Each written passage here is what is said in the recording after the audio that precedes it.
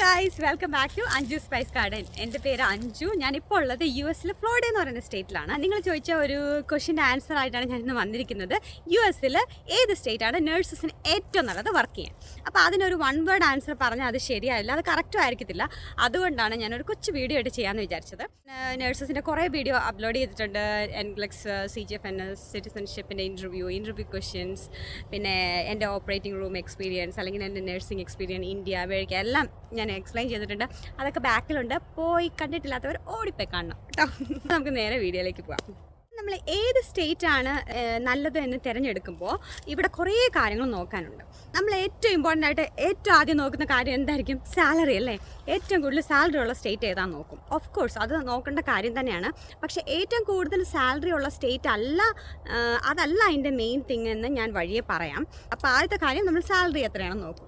Okay, രണ്ടാമത്തെ കാര്യം നമ്മൾ വീട് വാങ്ങിക്കാൻ വേണ്ടി എത്ര പൈസയൊക്കെ ആവും നോക്കും. ഓക്കെ, വീടിന് എല്ലാ സ്റ്റേറ്റിലും ഡിഫറെൻറ്റ് പ്രൈസാണ്. ചിലത് 400,000 ഉള്ള സ്റ്റേറ്റ് ഉണ്ട്, മാക്സിമം 500 ഉള്ളതുണ്ട്, അങ്ങനെ എല്ലാം ഡിഫറെൻ്റ് ഉണ്ട്. അതൊക്കെ ഞാൻ പറയാം.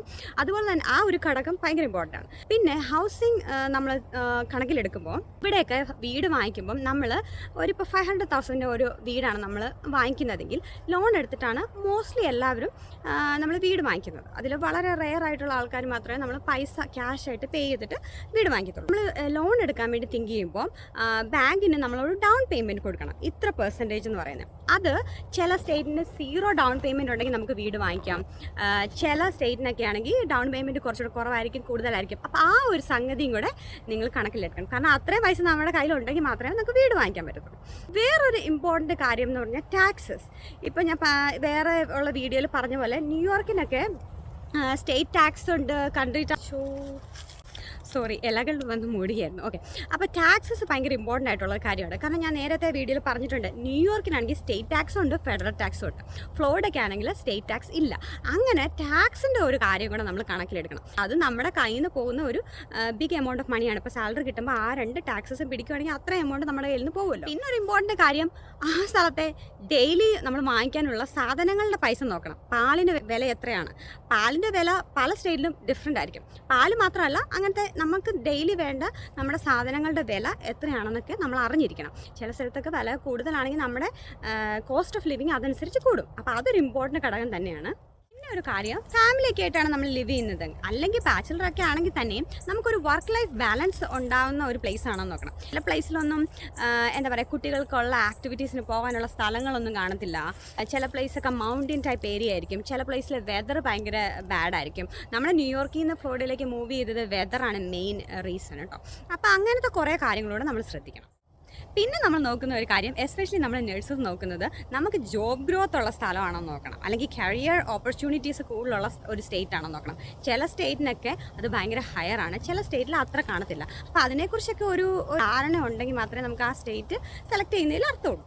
പിന്നെ നമ്മുടെ നഴ്സസിന് ഭയങ്കര ഇമ്പോർട്ടൻ്റ് ആയിട്ട് വേണ്ട സംഭവമാണ് നമ്മുടെ ലൈസൻസ് റിക്വയർമെൻറ്റ്സ്.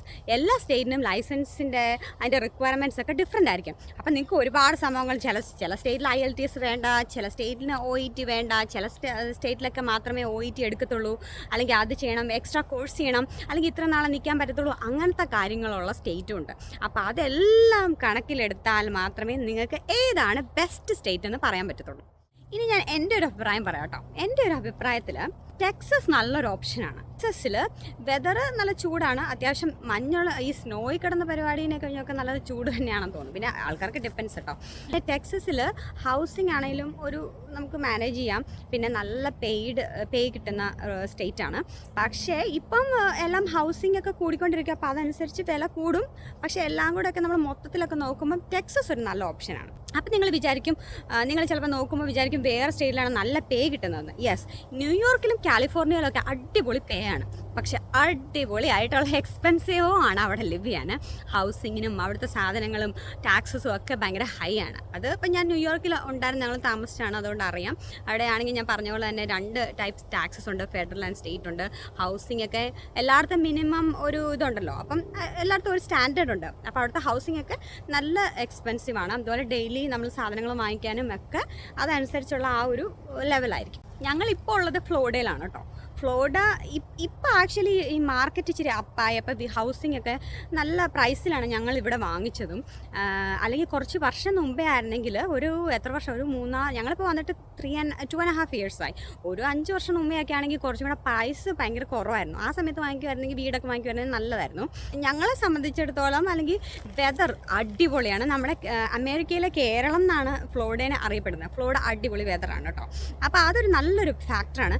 എല്ലാവരും വെക്കേഷൻ വരുന്ന ഒരു പ്ലേസാണ് ഫ്ലോറിഡ. അപ്പം നമുക്ക് എല്ലാം ആ വർക്ക് ലൈഫ് ബാലൻസ് ഉണ്ട്. പിന്നെ പേയുടെ കാര്യം പറയുവാണെങ്കിൽ ഞാൻ ന്യൂയോർക്കിൽ നിന്ന് പോന്നപ്പം ഇങ്ങോട്ടേക്ക് നമുക്ക് അലോക്കേഷൻ ഫീയും സൈൻ ഓൺ ബോണസും അതൊക്കെ ഞാൻ വേറൊരു വീഡിയോയിൽ ഡീറ്റെയിൽ ആയിട്ട് പറയാം. അങ്ങനെയൊക്കെ തന്ന് ആ ഒരു കോവിഡിൻ്റെ സമയത്തേക്ക് ഇവിടെ നഴ്സസിന് ആവശ്യമുണ്ടായിരുന്നു. അപ്പം ഇങ്ങനെ കിട്ടിയതാണ് എനിക്ക് ജോലി. അപ്പോൾ എനിക്ക് ന്യൂയോർക്കുമായിട്ടുള്ള അടുത്ത സാലറി തന്നെയാണ് തന്നത്. അപ്പോൾ ആ ഒരു പേയുടെ കാര്യത്തിലും അത്യാവശ്യം നല്ല ഒരു പേ ആണ് ഇവിടെ കിട്ടിയത്. അല്ലെങ്കിൽ പേ ഭയങ്കര ഡൗൺ ഒന്നും അല്ല.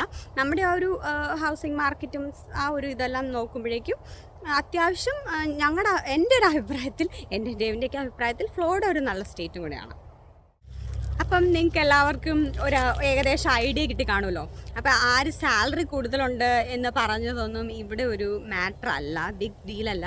എക്സ്പെൻസും ആ ഒരു കാര്യങ്ങളൊക്കെ മാനേജ് ചെയ്ത് നിങ്ങളുടെ കയ്യിൽ പൈസ മാറ്റി പിടിക്കാനുണ്ടോ അതിലാണ് കാര്യം. ഓക്കെ, ഈ വീഡിയോ നിങ്ങൾക്ക് എല്ലാവർക്കും ഹെൽപ്ഫുൾ ആണെന്ന് വിചാരിക്കുന്നു കേട്ടോ. പിന്നെ ഞാൻ എപ്പോഴും പറയുന്ന പോലെ നിങ്ങൾ സബ്സ്ക്രൈബ് ചെയ്യും, ലൈക്കും ഷെയറും കമൻറ്റൊക്കെ ഇടുന്ന കാണുമ്പോൾ എനിക്ക് ഭയങ്കര സന്തോഷമാണ്. ഞാൻ എല്ലാ കമൻസിനും റിപ്ലൈ തരുന്നുണ്ട്. അതുപോലെ ഈ പറഞ്ഞ പോലെ തന്നെ അത് വീഡിയോ ആയിട്ട് ചെയ്യേണ്ടതാണെങ്കിൽ ഞാനൊരു കൊച്ചു വീഡിയോ ആയിട്ട് ഇതുപോലെ ചെയ്യുന്നതായിരിക്കും. നിങ്ങളുടെ എല്ലാവരുടെയും ലവ് ആൻഡ് സപ്പോർട്ടിന് ഒത്തിരി താങ്ക് യു കേട്ടോ. ഞാൻ യൂട്യൂബ് തുടങ്ങിയിട്ട് എനിക്ക് ഇപ്പോഴാണ് ഒരു നല്ലൊരു അപ്രീസിയേഷനും ഒക്കെ കിട്ടുന്നത്. അത് ആൾക്കാർക്ക് ഹെൽപ്ഫുൾ ആയിട്ടുള്ള കാര്യം ചെയ്യാൻ തന്നെയാണ് എൻ്റെ തീരുമാനം. അപ്പോൾ ഇതിന് മുന്നേ ഉള്ള വീഡിയോസൊക്കെ നിങ്ങൾ ചെക്ക് ചെയ്ത് നോക്കുക കേട്ടോ. നഴ്സിംഗ് റിലേറ്റഡ് ആണല്ലോ നിങ്ങൾക്ക് എല്ലാവർക്കും താല്പര്യം. അപ്പോൾ അതിന് ഞാൻ കുറേ ചെയ്തിട്ടുണ്ട്. NCLEX ടിപ്സും day in my life as a nurse അതൊക്കെ ചെയ്തിട്ടുണ്ട്. ഇനി സിറ്റിസൺഷിപ്പും പിന്നെ ഒരു നഴ്സിംഗ് ഇൻ്റർവ്യൂവിനൊക്കെ എങ്ങനെ പോകുമ്പോൾ അറ്റൻഡ് ചെയ്യണം അങ്ങനത്തെ കാര്യങ്ങളൊക്കെ വീഡിയോയിലുണ്ട്. ഇനി ഞാൻ കുറേ യൂസ്ഫുൾ വീഡിയോസൊക്കെ അപ്ലോഡ് ചെയ്യുന്നുണ്ട്. ഓക്കെ, അപ്പോൾ stay tune. Thank you for watching. By.